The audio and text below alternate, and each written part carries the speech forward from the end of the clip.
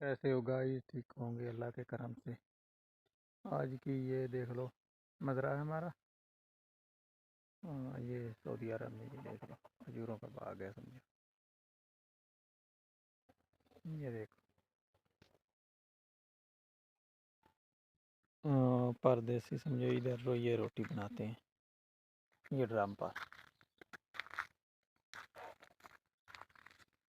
یہ ڈرم پر روٹی بناتے ہیں، اور یہ دوسرا جریدے لگاتے ہیں نیچے، اس پر روٹی رکھتے ہیں،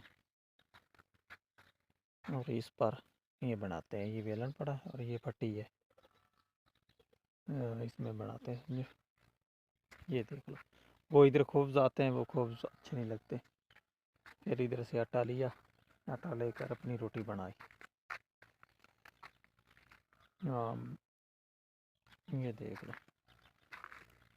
پاس پردیس میں کپڑے ہی خود دھونے پڑتے ہیں، روٹی بھی، سب کچھ، سارا کام خود کرنا پڑتا ہے،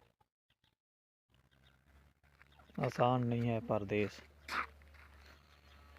پردیس کا نام آسان ہے، پردیس بہت مشکل ہے۔ بس گھر بنا بنایا مل جاتا ہے، ادھر پکانی پڑتی ہے۔